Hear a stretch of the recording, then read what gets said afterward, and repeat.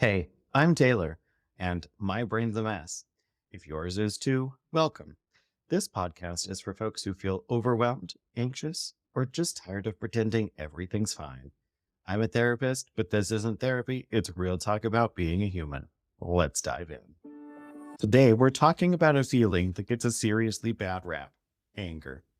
Specifically, why you're allowed to be mad, why being angry doesn't make you broken, and how you can feel your anger without losing control, blowing up, or abandoning the version of yourself that's been working really hard to be emotionally regulated.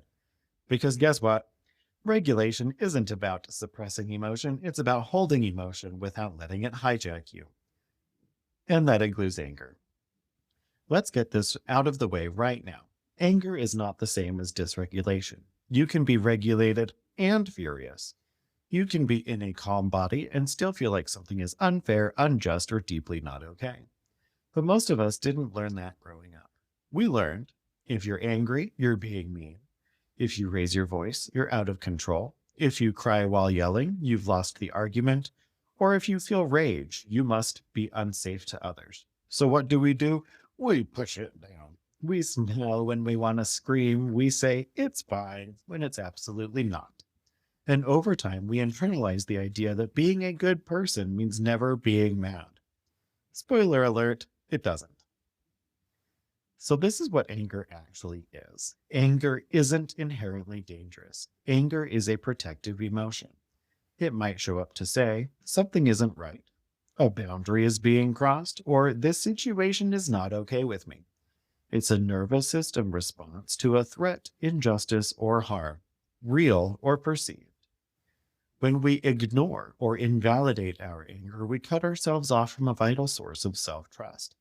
Because if you can't believe your own anger, how will you know when something is actually wrong? Here's what healthy anger can sound like. That really hurt. I deserve better than this. This crosses a line for me. Or no. It's not about the volume. It's about clarity. And you might be thinking, okay, but what if my anger does feel explosive? What if I've hurt people with it before? Valid question. Unprocessed or suppressed anger can absolutely leak out sideways, such as sarcasm, passive aggression, snapping at someone who didn't deserve it, or shutting down completely to avoid blowing up. The goal isn't to deny anger, it's to learn to channel it, understand it, and let it move without burning everything down. And that starts by noticing where anger lives in your body. Is it a tight chest, clenched jaw, heat in your face, hands or neck? Your body is saying, I'm full of something, and I need to release it. And that doesn't make you dangerous, that makes you human. So let's talk about what it actually means to be regulated. Being regulated doesn't mean being calm all the time, or never raising your voice, or being chill no matter what. Being regulated means being able to feel your feelings without becoming destructive. Staying connected to yourself and others even when you're upset. And knowing when to pause, when to express, and when to walk away. You can be angry and grounded. You can cry and be in your ventral vagal state. You can say, this isn't okay to me without flipping your lid or the table. In fact, learning how to hold anger with regulation is one of the deepest healing practices you can do, especially if you were taught that anger equals danger. Here are some ways to start building a relationship with your anger without an apology.